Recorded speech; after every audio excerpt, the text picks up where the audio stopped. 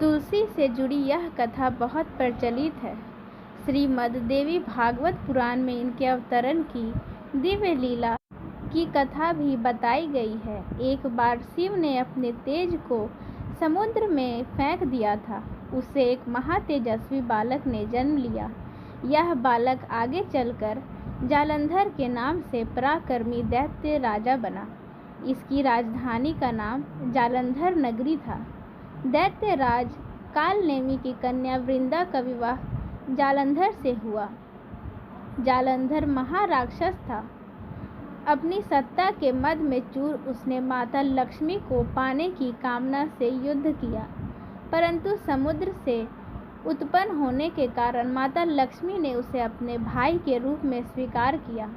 वहां से पराजित होकर वह देवी पार्वती को पाने की लालसा से कैलाश पर्वत पर गया। भगवान देवाधिदेव शिव का रूप धर कर माता पार्वती के समीप गया, परंतु मां ने अपने योग बल से उसे तुरंत पहचान लिया और माता पार्वती वहां से तुरंत अंतर्ध्यान हो गई। देवी पार्वती ने क्रुद्ध होकर सारा वृतांत भगवान विष्णु को सुनाया। जालंधर की पत्नी वृंदा बहुत ही पतिव्रता स्त्री थी।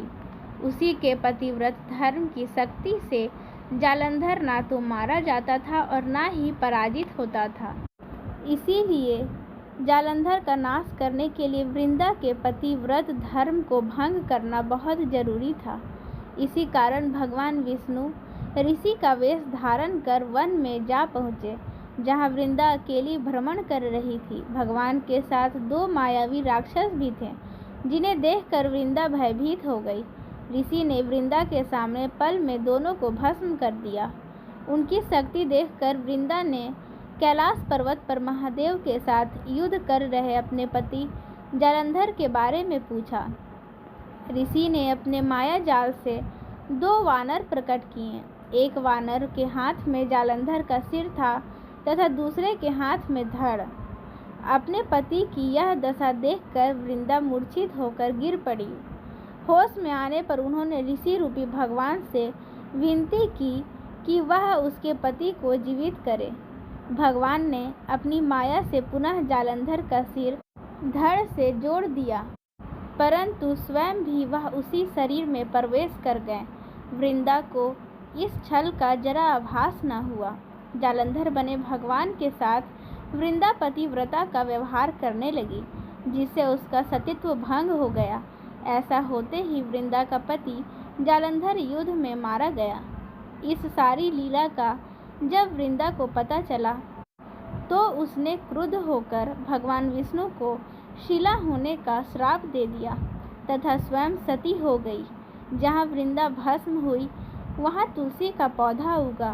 भगवान विष्णु ने वृंदा से कहा, हे वृंदा, तुम अपने सतीत्व के कारण मुझे लक्ष्मी से भी अधिक प्रिय हो गई हो। अब तुम तुलसी के रूप में सदा मेरे साथ रहोगी। जो मनुष्य भी मेरे शालिग्राम रूप के साथ तुलसी का विवाह करेगा, उसे इस लोक और परलोक में विपुल यश प्राप्त होगा। जिस घर में तुलसी होती है वहाँ यम के दूत भी असमय नहीं आ सकते। गंगा व नर्मदा के जल में स्नान तथा तुलसी का पूजन बराबर माना जाता है। चाहे मनुष्य कितना भी पापी क्यों न हो, मृत्यु के समय जिसके प्राण मंजरी रहित तुलसी और गंगा जल मुख में रख कर निकल जाते हैं, वह पापों से मुक्त होकर वैकुंठ धाम को प्राप्त होते हैं।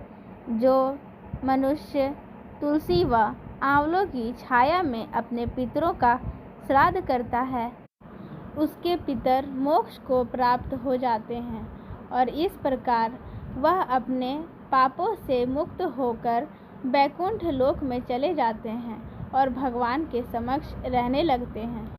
यह थी वृंदा के तुलसी के रूप में प्रकट होने की तुलसी कथा।